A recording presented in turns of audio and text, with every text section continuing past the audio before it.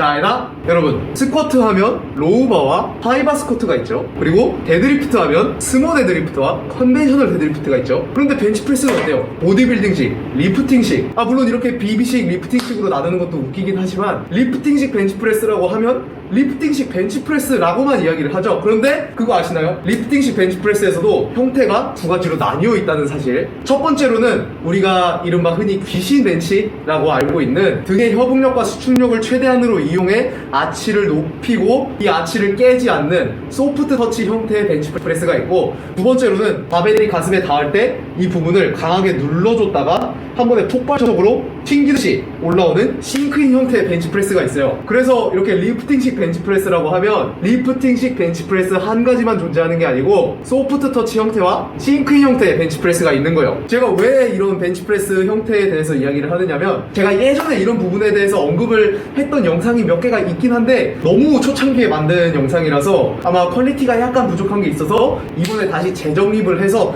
여러분에게 다시 알려드리려고 이렇게 다시 촬영을 하게 됐어요. 제가 앞서서 벤치프레스, 그러니까 리프팅식 벤치프레스에는 소프트 터치랑 싱크인 형태의 벤치프레스가 있다고 했잖아요. 그리고 이야기했듯이 소프트 터치는 이 아치를 최대한 깨지지 않도록 하는 게 소프트 터치의 형태고, 이러한 소프트 터치 형태의 벤치프레스 형태는 거의 대부분의 경량급 파워리프터들에게서 찾아볼 수 있는 벤치프레스 형태고, 두 번째로 제가 이야기했던 싱크인 형태의 벤치프레스는 소프트 터치와는 약간 다르게 최대한으로 아치를 깨지 않으려고 최대한 살살 터치를 하는 형태와는 다르게 가슴에 바벨을 살짝 묻었다가 프레스를 할 때 강하게 한 번에 폭발적으로 힘을 밀어내는 형태예요. 그리고 싱크인 형태의 벤치프레스를 하는 파워리프터들을 찾아보시면 거의 대부분이 중량급이거나 헤비급이에요. 자, 그러면 왜 경량급에서는 소프트 터치의 벤치프레스를 많이 사용하고 왜 중량급과 헤비급에서는 비교적 싱크인 형태의 벤치프레스가 더 많이 보이는가? 왜 그럴까요? 가장 기본적으로 신체적인 차이가 굉장히 커요. 왜냐면 싱크인 형태의 벤치프레스 하시는 분들의 대부분의 경우에는 이 몸통, 트렁크 자체가 두꺼운 경우가 상당하거든요. 그래서 제가 아까 소프트 터치 형태의 벤치프레스를 할 때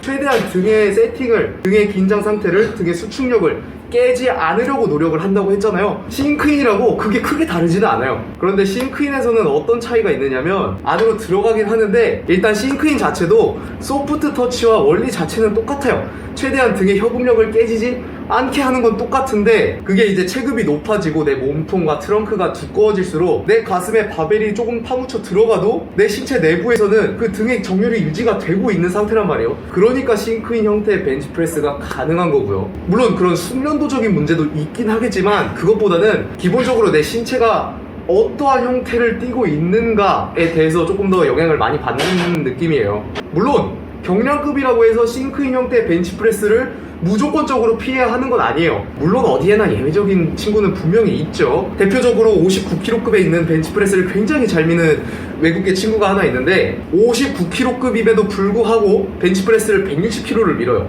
싱크인 형태로. 그럼 왜 싱크인 형태로 벤치프레스를 이렇게 160이나 밀 수 있을까요? 그렇게 체급이 낮은데도 불구하고. 애초에 이 친구를 보면 등이 굉장히 두꺼워요. 그러니까 싱크인을 해서 등의 정렬이 깨지는 것 같아 보여도 그만큼 내 등에서 근육량 자체가 받쳐주고 있다 보니까 충분히 싱크인 형태의 벤치프레스를 해도 괜찮은 거고요. 만약 싱크인 형태의 벤치프레스를 하고 싶으시다면 내가 그만큼 체급이 어느 정도 받쳐주는지, 아니면 내 등의 근육량 자체가 그만큼 받쳐주는지를 먼저 판단을 해봐야겠죠. 경량급이라고 해서 무조건적으로 싱크인 형태의 벤치프레스를 피해야 하는 것만은 아니에요. 다만 보편적으로는 거의 대부분의 비율이 싱크인보다는 소프트 터치 형태의 벤치프레스를 하시는 게 조금 더 나으실 거라는 점, 그리고 저도 소프트 터치의 벤치프레스를 조금 더 권장해 드린다는 점. 물론 항상 개인차가 있기 때문에 요거는 감안을 해주셔야겠고요. 자, 그럼에도 불구하고 싱크인 형태의 벤치프레스를 선호하시는 분들이나 싱크인 형태의 벤치프레스를 하려고 하시는 분들이 계실 거예요. 그런데 이 싱크인 벤치프레스라는 것도 제가 앞쪽에서 이미 언급을 여러 번 했지만 체급에도 굉장히 많은 영향을 받거든요. 왜 체급에 많이 영향을 받느냐? 우리가 리프팅식 벤치프레스를 할 때 아치를 만든다고 제가 말씀을 드렸잖아요. 이 아치를 만드는 게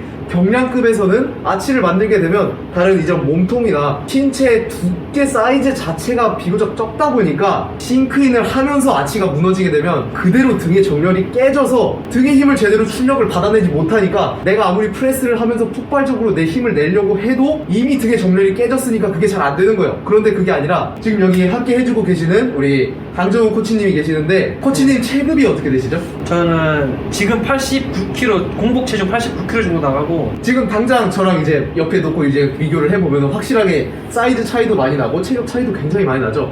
이런 거예요. 최소한 싱크인 형태의 벤치프레스를 하시려면 일정량 이상의 체급을 가지고 계신다거나 근육량이 충분히 많으시거나 하는 게 괜찮아요. 보세요.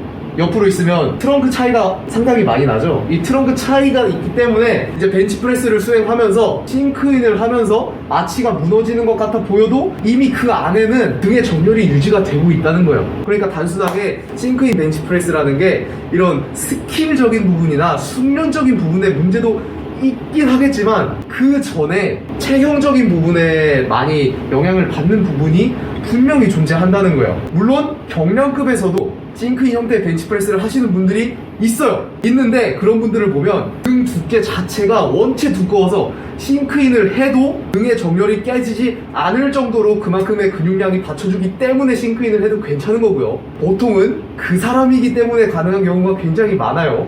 자, 바로 보여드릴게요. 어떻게 하냐면 이제 우리가 아치를 만들다고 하면은 경량급에서는 제가 최대한 버텨주는데 이렇게 싱크인 벤치를 하면 그렇죠.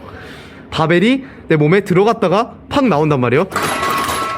자, 확실히 바벨이 몸에 묻혀놨다가 다시 튕겨져 나오는 거를 확인할 수 있죠. 이게 내 몸에 바벨을 묻혀서 들어갔다가 힘을 한꺼번에 폭발적으로 레그 드라이브와 함께 등까지 강한 텐션을 밀어주면서 한 번에 빵 차듯이 밀어내는 거예요. 그런데 이게 제가 방금도 말씀을 드렸죠. 등의 정렬이 깨지지 않는 선에서 해야 된다고. 고체급이고 헤비급으로 넘어갈수록 내 몸통에서 받쳐주니까 그게 되는 거라고요. 그리고 이것도 싱크인 벤치프레스를 하는 형태마다 다르긴 하지만 가슴이 그냥 내려앉으면서 등이 죽는 게 아니고 무릎이 움직이는 큐를 가져가신다고 해요. 코치님께서는. 네네, 가슴이 죽는 게 아니라 다리를 이렇게 움직이면 돼요. 그러니까 싱크인이라고 해서 그냥 냅다 내 가슴에 이렇게 들어다 갖다 파묻는 게 아니라는 거예요. 그러니까 어떻게 보자면 조금 더 세밀한 차이밖에 없긴 하지만 컨벤과 스모, 뭐 하이바와 로우바 이적 좀 크게 보자면 이 정도의 차이가 있다고 말씀드릴 수 있겠네요. 뭐 그렇다고 해서 싱크인이 무조건적으로 나쁜 건 아니에요. 본인에게 잘 맞는다면 오히려 이런 싱크인 형태로 하는 게 더 좋을 수도 있죠. 어떤 형태가 있다고 해서 그 형태가 무조건적으로 나쁜 것도 아니고 무조건적으로 따라해야만 하는 것도 아니에요. 이 사람이 하니까 나도 해봐야지 이렇게 가는 것만큼 위험한 것도 없고, 어쨌거나 제가 이야기하고 싶은 건 소프트 터치 형태의 벤치프레스를 하던 싱크인 형태의 벤치프레스를 하던 결국 등의 후위 능력, 등의 강한 협응력을 유지하고 있는 게 중요하다는 거예요. 이게 깨져버리면 결국 벤치프레스는 실패를 할 수밖에 없게 돼버리죠. 왜냐면 내가 가슴으로 미는 힘도 가슴으로 미는 힘이지만 그것보다는 등 쪽에서 받쳐주는 힘이 굉장히 더 크거든요.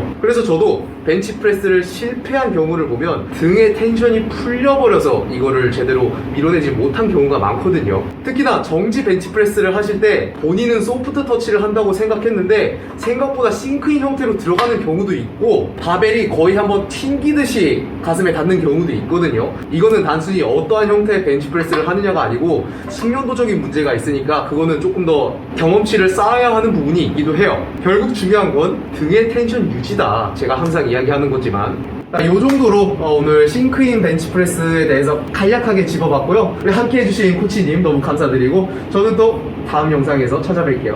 코치님 아시죠? 네. 엔바? 엔바.